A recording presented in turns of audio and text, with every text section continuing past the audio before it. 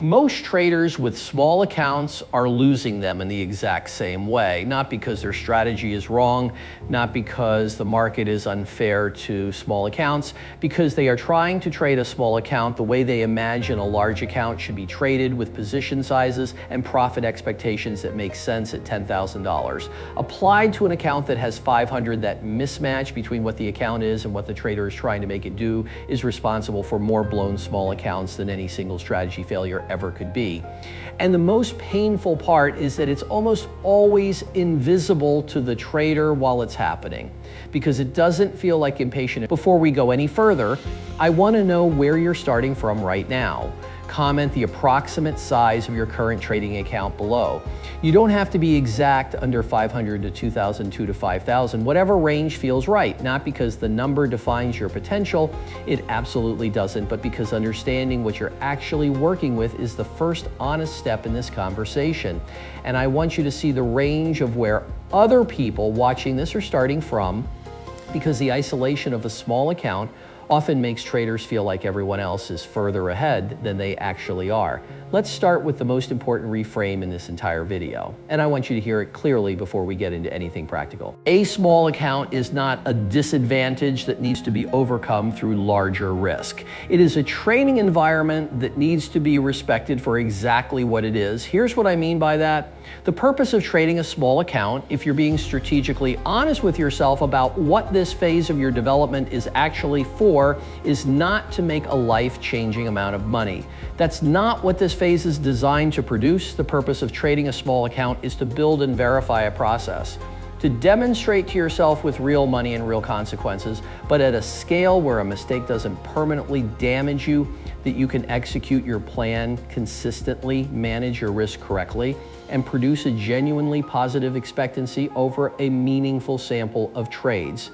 That's it. That's the actual goal of this phase. Not turning $500 into $50,000, building a proven, documented process that could justify being given a larger amount of capital, whether that comes from your own savings growing from a prop firm or from any other source. The traders who grow small accounts successfully are almost always the ones who understood this distinction before they started. The ones who burn through small account after small account are almost always the ones who treated the small account as if its only purpose was to make money as fast as possible, and took on the risk profile that ambition demands. I want to check in with you here, because this is a question worth answering honestly before we go any further. Which of those two modes are you currently in? Are you trading your small account primarily to build and verify a process, or are you trading it primarily to grow it as fast as possible? Comment process or fast below, be honest. There's no shame in admitting fast. Most traders start there, but naming it is the first step toward changing it if you need to. Let's talk about the mathematics of small account growth, because most traders have this wrong in a way that directly leads to the blow-up pattern. They keep repeating, when a trader with a $500 account thinks about growing it, they usually think in terms of dollars. They want to make $50 a day or $100 a week. They attach a dollar target to the account and then work backward to figure out what position size they need to hit that target. And the math, when they run it, almost always tells them they need to risk more per trade than any sound risk management framework would recommend, because the dollar targets they've set are realistic for a $5,000 account, not a $500 one. So they either lower the target and feel demoralized, or they keep the target and increase the risk, telling themselves it's temporary, just until the account grows enough to trade properly. That second path is the one that ends in a blown account almost every time. Not because the trader is reckless as a person, but because the math of a highly leveraged small account is genuinely unforgiving. A few losses in a row at inflated position sizes, which are not just possible but statistically inevitable, regardless of how good your strategy is, can take a $500 account to $200 before the trader has had time to adjust. And a 60% drawdown requires a 150% gain just to break even. The hole becomes impossible to climb out of while trading at the size that created it. Here's the shift that changes everything. Stop measuring your small account's performance in dollars and start measuring it exclusively in percentages and R multiples. A 1% gain on a $500 account is $5. That number looks laughably small if you're thinking in dollar terms, but a 1% gain is a 1% gain regardless of account size. The trader who consistently produces 1% per week on a $500 account is demonstrating the exact same process quality as a trader producing 1% per week on a $50,000 account. The only difference is the number attached to it, and here's why that matters so much practically. If you can demonstrate over a 6-month sample of real trades that your process produces a genuine, consistent, documented positive return, measured in percentage terms, that track record is fundable. Prop firms, investors, and your own future larger account don't care that you produced it on $500. They care that you produced it repeatedly, consistently, with controlled drawdowns over enough trades for it to be statistically meaningful. The small account isn't the limit, it's the proof of concept. I want a comment from you here because this reframe matters, and I want to know if it's landing before watching this video. Were you measuring your account's performance primarily in dollar terms or percentage terms? Comment dollars or percentages below. I want to see how common this shift actually needs to happen for the people watching. Now, let's get into the specific behaviors that separate traders who grow small accounts from traders who repeatedly blow them. And I want to be concrete here because vague advice about being disciplined helps nobody. The first behavior is what I call fixed fractional risk held without exception. This means you decide before you fund the account and before you place a single trade exactly what percentage of your account you will risk on any single trade. Not what feels right in the moment, not what the setup seems to deserve. A fixed number, and you do not deviate from it.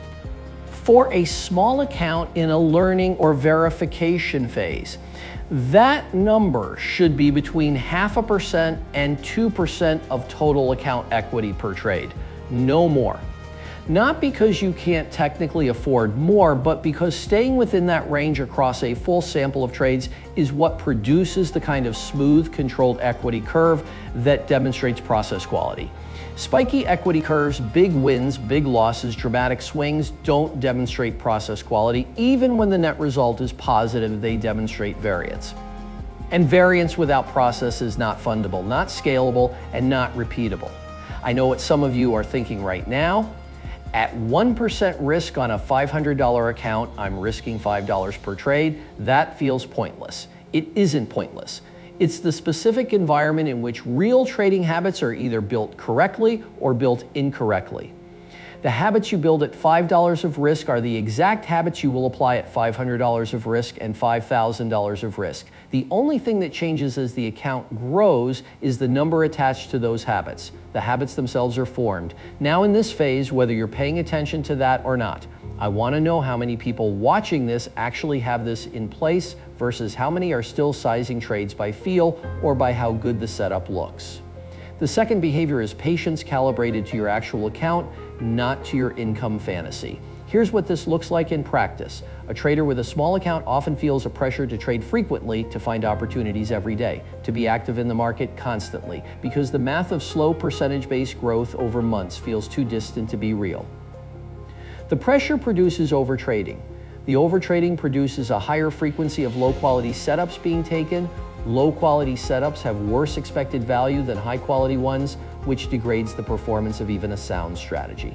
And the account that would have grown slowly but steadily on high-quality trades alone gets chipped away by the accumulation of marginal ones. The traders who grow small accounts most effectively are almost always trading less than they feel like they should be. They are waiting longer between trades, they are passing on more setups, they are holding their criteria at a standard that feels uncomfortably strict given how slowly the account seems to be moving. And here's the thing about that discomfort, the feeling that you're not doing enough, that you should be more active, that the account isn't growing fast enough. That feeling is not information about your trading, it's information about your psychology. It's the urgency that a small account and a large ambition create together. And it is one of the primary mechanisms by which small accounts get blown. I want you to think about your last 10 trades. Of those 10, how many would you honestly rate as a quality setups? The ones that matched your criteria fully, where you had no real hesitation about the validity of the signal. And how many were B or C quality taken because you were bored, or because nothing else was appearing, or because the setup was close enough and you'd been watching the charts for 2 hours? The third behavior is compounding respect. This is the one that small account traders understand intellectually and almost universally fail to apply. Emotionally compounding is real. It is one of the most powerful mathematical forces in finance, and it works exactly as powerfully on a $500 account as on a $500,000 account. It just takes longer to produce numbers that feel significant in dollar terms. Here's what compounding actually looks like on a small account with a realistic, achievable process quality return. A trader who produces 3% per month, which is an achievable number for a trader with a genuinely sound process on a $500 account, will have approximately $1,000 after 12 months, $2,000 after 24 months. And the numbers start to become genuinely significant somewhere around 3 to 4 years, and I know that timeline sounds discouraging if you're looking for a faster path. But here's the comparison that puts it in a different light. Most traders who try to shortcut that timeline by taking excessive risk don't have a larger account after 4 years. They have a series of blown accounts, a history of starting over repeatedly, and a fraction of the process quality they would have built by staying consistent at the appropriate risk level. The slow path followed consistently almost always beats the fast path that keeps resetting to zero. What's your honest relationship with compounding right now? Do you have a target monthly percentage you're aiming to build consistently, or are you still measuring success by whether a specific trade worked? Comment percentage target if you have a specific monthly goal measured in percentage terms, or trade by trade if you're still evaluating yourself. One trade at a time. The fourth behavior is documentation as a growth asset. Every trade you take on your small account, documented properly, set up, entry, risk, result, your state, whether you followed your rules, is building something that has value independent of the dollar return. It's building a track record, a body of evidence about your process quality, your discipline, your ability to execute under real conditions with real money. That documentation is what eventually gets you access to larger capital, whether through a prop firm challenge, through your own savings growing, or through any other path.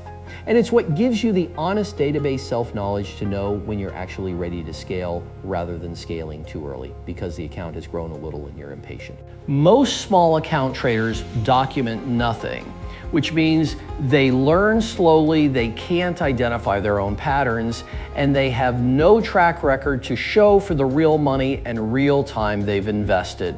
The documentation takes 10 minutes per trade. It is almost certainly the highest value 10 minutes you can spend in this phase of your development. Here's a direct question, and I want a real answer.